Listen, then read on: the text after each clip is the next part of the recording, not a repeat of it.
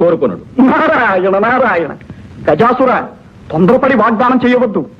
వారు ఏం కోరతారో ఏమో. ఏమి కోరినా ఇస్తాం. నారద, మేము అపర పరమేశ్వర అవతారులం. వరాలు అనుగ్రహించటంలో ఆ శివునకు మేమేం తీసిపోం. అది నిజమే. అపర పరమేశ్వరులు ఆడిన మాట తప్పని వారు. జంగమయ్యలు, గజాసురుల వారి అనుగ్రహం లభించింది. మీ అదృష్టం ఫలించింది. మీ ప్రదర్శనమునకు తగిన బహుమానం లభించబోతుంది. అవునవును, కోరుకోండి, సందేహించకండి. రత్నాలా మణిమాన్యాలా? మేము అందరిలాంటి యాచకులము కాము, జంగమయ్య భక్తులము స్వామి. మీ కడుపులో దాచుకున్న లింగమయ్యను మాకు ప్రసాదించండి. ఏమిటి విపరీతమైన కోరిక? మీరు గంగిరెద్దుల వారు కాదు, కపటలేకటారు లేదా దేవతలు.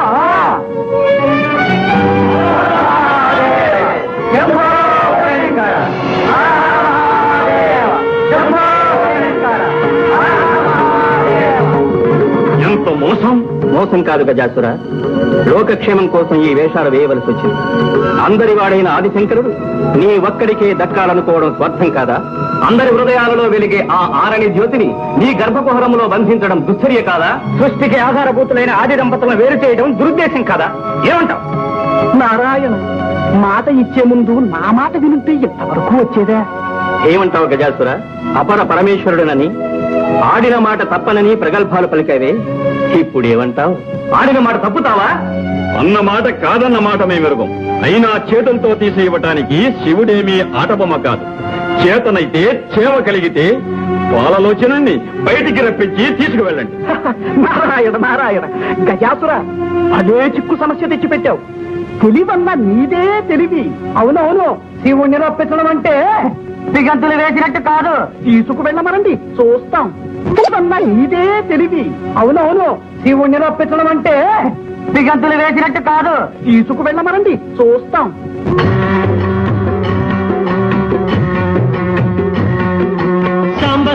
శివ శంభో శంకర పరమ దయాకర భక్తవ శంకర నంది వాహన నాగభూషణ పాలలోచన భయ విమోచన పాలకూట విషకంఠాభరణ చంద్రచూడ హే గిరిజారమణ శ్రీకర శుభకర త్రిపురాసురహర సురగణ వందిత ముని జన సన్ముఖ. ఓం నమః శివాయ.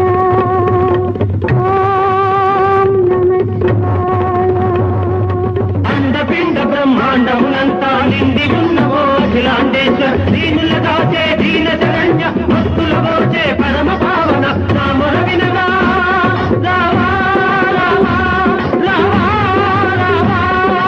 ఓం నమః శివాయ. ఓం నమః శివాయ. శంభో శంకర సాంబ సదా శివ హర హర హర హర శంభో శంకర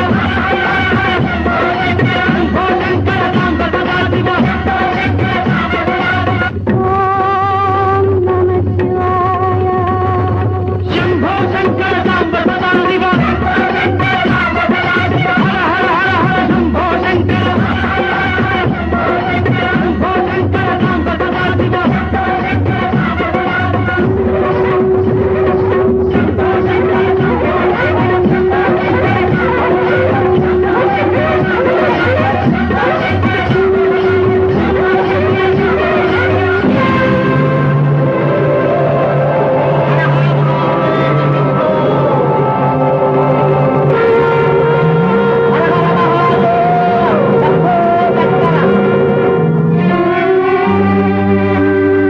స్వామి శంకర, భక్తవ శంకర, సురపక్షపాతంతో నువ్వు నాకు అన్యాయం చేశావా?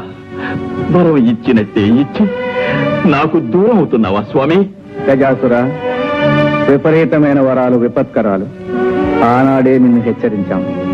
నిజమే స్వామి, అజ్ఞానంతో అహంకారంతో నీ ఆదేశంలోని పరమార్థాన్ని అర్థం చేసుకోలేకపోయాను.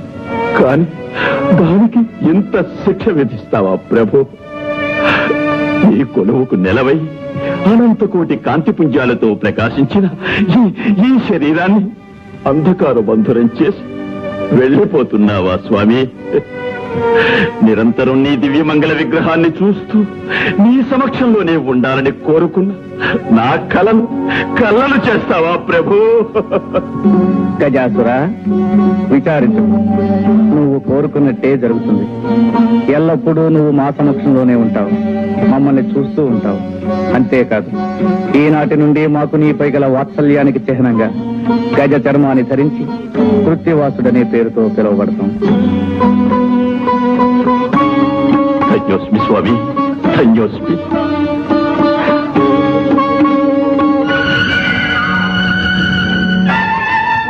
ఓం నమః శివాయ, ఓం నమః శివాయ.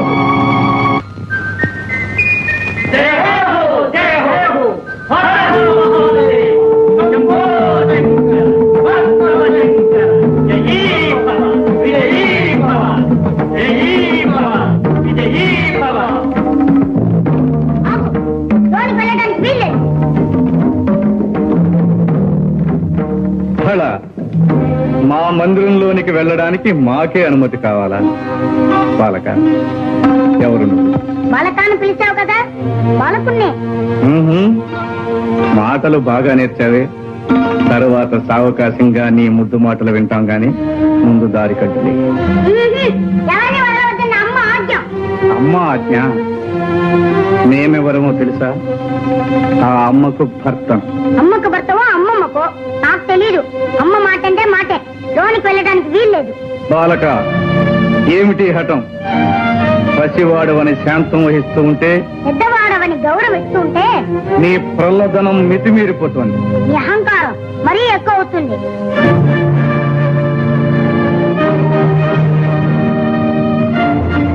వాచార, ఈ పరమేశ్వరుణ్ణి నిందిస్తావా? మర్యాదగా దారి వదులు, లేదా ఏం చేస్తా? ఈ బండారా నాకు తెలీదా? ఈ నాటకాలు చాలించి వచ్చిన దారిని వెళ్ళు, లేదా ఈసారి శక్తితో ఈ తల 1000 చక్కలు చేస్తాను. ఇక నిన్ను క్షమించరా.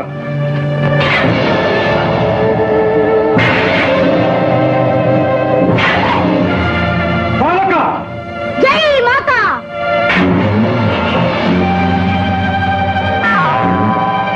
అయ్యో, అమ్మ చెప్పిన మాట మర్చిపోయి ఆయుధాన్ని విసిరేస్తాను. జై మాతా!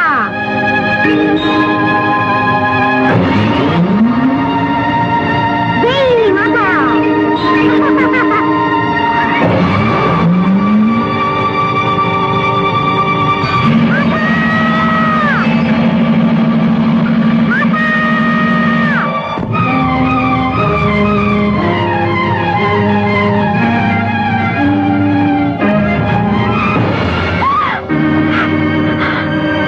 ఏమిటి ఘోరం? ముక్కు పక్కలాడిన నా బిడ్డను నిర్దాక్షిణ్యంగా చంపించారు. పార్వతి, ఈ పసివాడు నీ బిడ్డడా? అవును, నా బిడ్డడే. విశ్వ కళ్యాణం కోసం ముక్కోటి దేవతలు ఒక్కటే కోరుకున్న వరపుత్రుడు. నా కళలో ఊహల్లో రూపురేఖలు దిద్దుకొని ఊపిరి పోసుకున్న నా మానస పుత్రుడు, నా కంటి వెలుగు. నా బిడ్డని మీరే దయా దాక్షిణ్యరహితంగా మీ 3వ నేత్రంతో భస్మం చేశారా? మీ శక్తి సామర్థ్యాలన్నీ ఈ పసివాడి మీద చూపించారా? అపర్ణ, ఆవేశంలో జరిగిన అనర్థానికి మేము ఎంతో చింతిస్తున్నాం. మీ సానుభూతి మాటలతో నా శోకాగ్ని చల్లారదు, నా హృదయం శాంతించదు. ఆనాడు అనంత శక్తివంతమైన మీ తేజస్సును ధరించనీయకుండా అగ్నిహోత్రుడు అంతరాయం కలిగించాడు. ఈనాడు ఆదిశక్తి అంశతో జన్మించిన ఈ అవతారమూర్తిని మీరు దగ్ధం చేశారు. ఈ క్షోభ నేను భరించలేదు. ఈ పసివాడు లేనిదే నేను జీవించలేదు. తక్షణం నా బిడ్డని సజీవుని చేయండి, లేదా మీ భవానికి మరణం, ఈ ప్రపంచానికి ప్రళయం. శాంతించు సోదరి, శాంతించు. ఈ పసివాణ్ణి బ్రతికించే భారం మాది. పరమేశ్వర, ఈ విగతమస్తకునికి ఎవరి శిరస్సు తెచ్చి తగిలించాలన్నదే సమస్య. నారాయణ నారాయణ, ఆ అదృష్టం ఎవరి శిరస్సుకు దక్కుతుందో. నువ్వు కోరుకున్నట్టే జరుగుతుంది. ఎల్లప్పుడూ నువ్వు మా సమక్షంలోనే ఉంటావు, మమ్మల్ని చూస్తూ ఉంటావు. అంతేకాదు, ఈనాటి నుండి మాకు నీపై గల వాత్సల్యానికి చిహ్నంగా గజ చర్మాన్ని ధరించి కృత్యవాసుడనే పేరుతో పిలువబడతాం. నంది, భృంగి, మీరు వెళ్ళి ఎవరైతే ఉత్తర దిశను తలపెట్టి శయనిస్తూ ఉంటారో వారి శిరస్సు ఖండించి తీసుకురండి. వెళ్ళండి.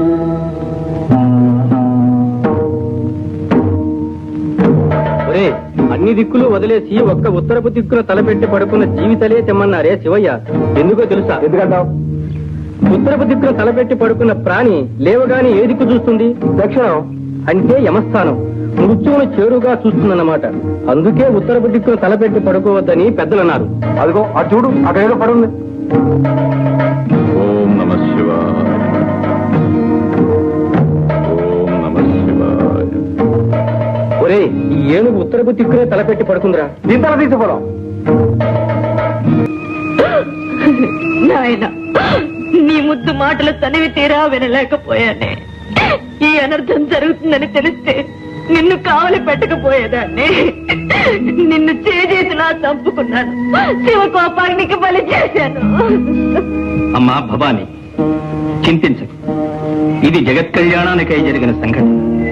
నీ బిడ్డడు తప్పక సజీవుడవుతాడు. ప్రభు దశ దిశలు వెతికారు. ఉత్తర దిక్కున తలపెట్టి శయనిస్తూ ఈ గజానం మాత్రము దొరికినది. పరమేశ్వర, ఈ హస్తి మస్తకమును ఆ దేహమునకు సంధించి ప్రాణప్రతిష్ఠ గావింపు. వద్దు వద్దు. చంద్రబింబం వంటి చక్కని మోము కలిగిన నా బిడ్డడికి ఈ ఏనుగు తల, ఆ వికృత రూపాన్ని నేను చూడలేను, చూసి భరించడం లేదు. కాత్యాయిని, నీ బిడ్డడు కారణ జన్మ. మూషికుని అంతమొందించుటకై అవతరించిన. అవునమ్మా, ఆ మూషికుని చంపుటకు ద్విజన్ముడు ద్విరూపుడు కావాలని కదా దైవ నిర్ణయం. ఏనుగు తల విజ్ఞానానికి సంకేతం, మదించిన బలానికి. నీ సుతుడు మహావిజ్ఞాని, మహాబల సంపన్నుడు అవుతాడమ్మా. అంతేకాదు, నీ తృప్తి కోసం ఈ బిడ్డడికి కామరూపం ప్రసాదిస్తున్నాం.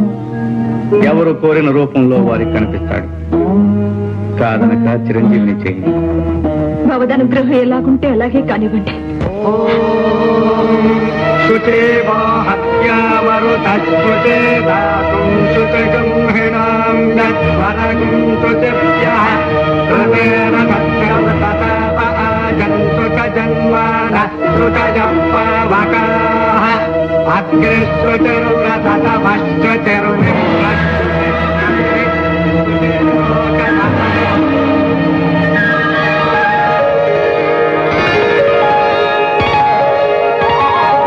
మాతా, నాయన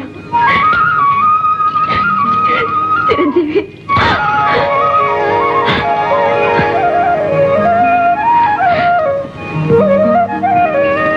చిరంజీవి, వీరే మీ పితృదేవుడు పరమేశ్వరుడు. వందనాలు శ్రీరస్తు. వందనాలు శుభమస్తు. వందనాలు. జయము.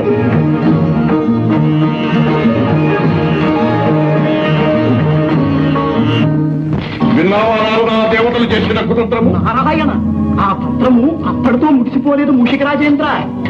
గజాసుని వంతు అయినది, ఇక నీ వంతు కానున్నది. ఏదో నీ శ్రేయోభిలాషింది కనుక ముందుగా హెచ్చరించిపోవాలని వచ్చినాను.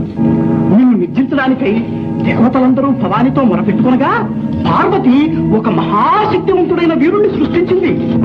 ఎటుల మమ్ములను నిర్జించుటకు వీరుడు సృష్టించినదా? ఎవడా వీరుడు? ఒక చిన్న సందేహం. ఆనాడు పార్వతీ మందిర ప్రాంగణమున నీ భరతం పట్టిన ఆ పుడతడు కాదు కదా ఈ మహావీరుడు.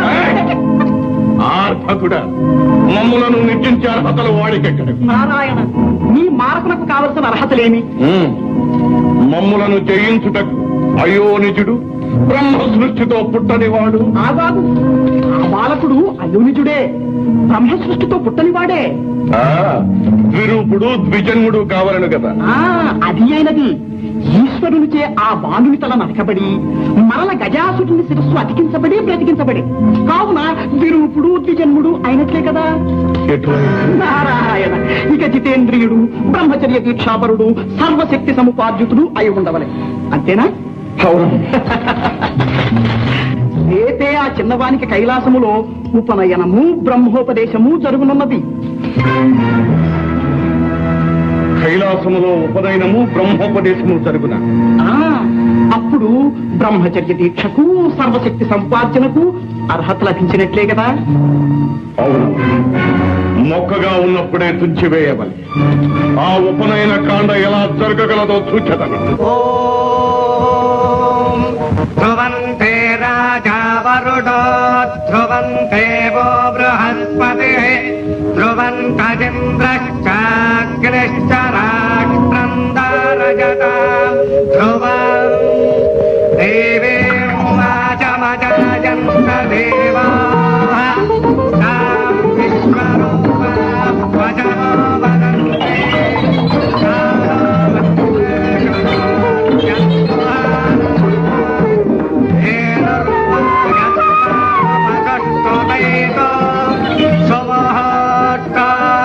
ముహూర్త గడియలు మించిపోకుండా యజ్ఞోపవేత ధారణ జరగాలి. యజ్ఞోపవేతాన్ని తెప్పించండి. సుప్రతిష్ఠితమస్తు అజం ముహూర్తస్తు. యజ్ఞోపేతం ముక్కలు ముక్కలైపోయింది. నారాయణ నారాయణ, ఏ యువతములో ఉంటుంది.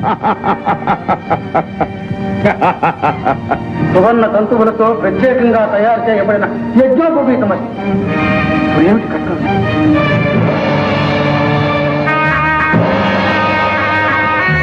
పరమేశ్వర, నాదొక మనవి. ఏమిటది? అనాదిగా మా నాగకులాన్ని ఆదరించి అలంకారాలుగా ధరించి మమ్మల్ని తరింపచేశారు. ఇప్పుడు గజానుల వారి యజ్ఞోపవీతాన్నయ్యే అదృష్టాన్ని నాకు ప్రసాదించండి. తదాస్తు.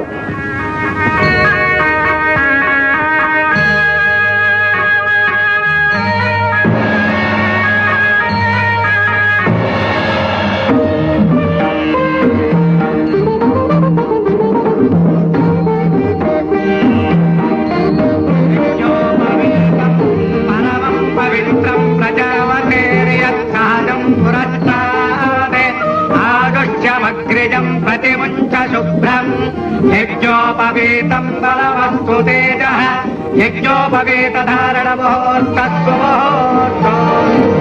దేవరా, మీరు మూషికముగా మారి యజ్ఞోపవీతాన్ని కొరికి ముక్కలు ముక్కలు చేసిన ప్రయోజనము దుర్వ్యక్తి. వారి కార్యము జరిగిపోయినది. అయిననే ఇంకనూ బ్రహ్మోపదేశము కావాలని కదా. చిరంజీవి, బ్రహ్మ విష్ణు శివాత్మకమైనది. సర్వ మంత్రాధ్యయనమునకు సాధికారము కల్పించినది బ్రహ్మోపదేశం. ఆ మంత్రము అతి రహస్యము, స్వర ప్రధానము కనుక శ్రద్ధగా ఆలకించి స్వీకరించు.